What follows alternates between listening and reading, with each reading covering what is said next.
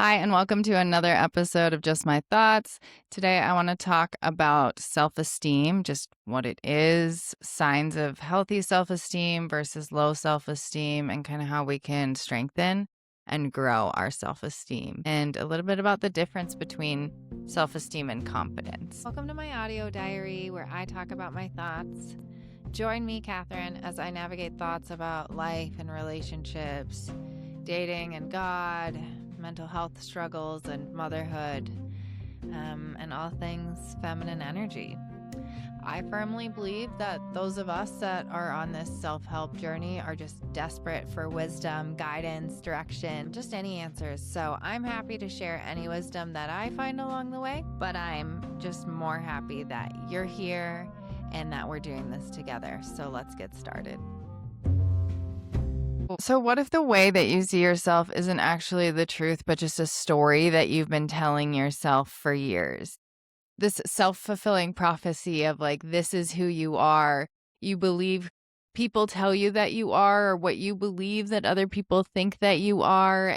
And it's really important to understand where these beliefs about ourselves come from, whether they're from other people, from our childhood, from a story or narrative of others or ourselves, a role we've been put in by people, or some things that we are doing to perpetuate a cycle of low self-esteem. So when it comes to childhood experiences, you can have low self-esteem if your parents take a general disinterest in you, abuse you, neglect you, treat you like a burden. It's like children assume this role of internalizing that lack of love and emotional availability from their parents as I'm the problem. Children internalize the blame because they're dependent on this adult for a livelihood. So they, in their childlike mind, think, what have I done? Obviously, it's me that I'm not worth loving. This belief can turn into confirmation bias. Confirmation bias is essentially where you have this story and then you take things that are happening in the world and decide that validates that narrative of I'm not worth loving. Someone cuts you off on the road, or someone doesn't hold the door for you, or a friend does something mean. It's like, see, like you go around the world looking to prove this story. That's confirmation bias. That example might not have been great, but that's what confirmation bias is. So let's talk about the difference between confidence and self-esteem, because confidence is about what you can do, where self-esteem is about who you believe that you are. And I think it's really important. It's pretty common for people to believe they're a bad person. Like, we know the things, the choices that we've made that maybe haven't been the best, and you can just really own that as I'm a bad person, not that was a bad choice. So I think it's really important to separate the choices that you've made from who you are, as long as you're striving to make better choices and decisions and understand why you chose to make the decisions that you did. So actually, let's talk about signs of low self-esteem. So this is things like negative self-talk, people-pleasing, fear of failure, comparing yourself to others. When it comes to people pleasing, it's like, I think it's important to understand, what is it doing for you to people please this person? Well, I want them to like me. Why do you need this person to like you? Well, I want everything to go smoothly. Why are you afraid for things to not go smoothly?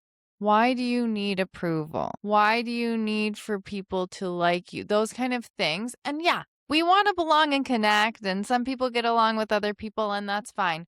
But when your people pleasing is causing you to be stressed or uncomfortable or spread thin or resentful, it's unhealthy. That's the problem. And it's important to understand, what is it that I believe about myself, my personality, energy, being, what I bring isn't enough, that I have to smooth over the entire environment for this person to like me and make sure that I'm a perfect or whatever it is. Okay, so that's a part of self-esteem. I think a big part of low self-esteem can come from the decisions we've made, obviously outside of the way we've been treated, but now in our own personal part of our self-esteem. When you say things like, I'm going to go to the gym, I'm going to start tomorrow, and you don't, your self-esteem takes a hit. It's, I can't trust you. You don't follow through on things. You never follow through on things. You're lazy. You're unmotivated, blah, blah, blah, blah, blah. Negative self-talk. When you do show up for the hard things in your mind, the long game, not short-term gratification, you build confidence and self-esteem. It just works that way. When you say, I'm going to do this hard thing, I might not see results for 3 months or 3 years. I don't know. And then those results come. How sweet is all of that work and effort? And who gets the esteem for that? You do. I did that. I showed up. I showed up when it was hard. I showed up when it was cold, dark, rainy, whatever it is, when conditions were not ideal, when I didn't feel like it. I showed up for me because I believe in me and I think I'm worth doing. That's a place obviously we'd like to get to, but it's hard when you're not there and you're just starting out. And like I said, it's perpetuating a cycle of low self-esteem. I don't like myself because I don't go to the gym. Well, I don't go to the gym because I'm tired. Well, I'm tired because I don't like myself and I don't go to the gym. And that gives me energy or whatever it is. And then the negative self-talk comes, but then the negative self-talk keeps you down. And so it can be really hard, and it's just about small steps. It's not, I'm gonna go to the gym for 3 hours, 6 days a week or 4 days a week or whatever. It's like, I'm gonna go stand on that elliptical. I'm going to go put my key fob to that gym door and step in there and stand on the elliptical. I'm going to turn it on, right? Like something to get your foot in the door. I'm going to walk on the elliptical for 5 minutes. That's what it is. Also, just on the topic of the gym, I found for the sustainability of the habit for myself personally, I had to switch my mindset from a body for a season or an outfit to I work out regularly 2, 3 to 5 times a week because I have a body and I want to be healthy and I need to work out my heart and muscles for the longevity of my life, my son's life, to keep up with him, maybe grandchildren one day. I don't know. Okay.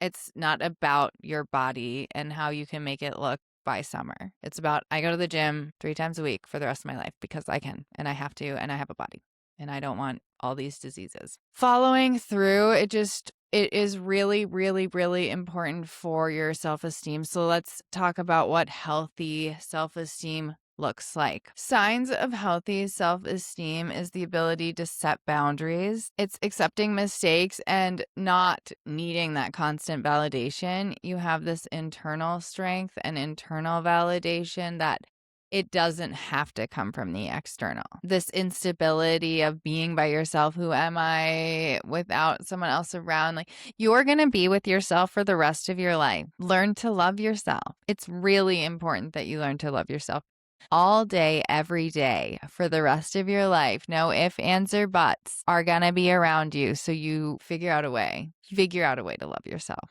Pick up the self-help book. So the role of your inner voice, like how you talk to yourself, that inner critic, that inner voice develops based on how we've been spoken to by probably the people that raised us, but then pivotal people in our lives growing up, peers. Relationships can do a lot of damage, and those voices can leave lasting impacts in our mind, these wounds of our heart and these scars. These psychological scars, they stay there. But when you don't have self-awareness and you let those voices take over like a hamster wheel and you adopt it as your own voice and it becomes the way that you're talking to yourself, it's going to cause issues in the way that you feel about yourself, how you show up to your life and the relationships in your life. So stop the voice, become aware. Stop it in its tracks. Identify, wait, who said this to me? Whose voice is this?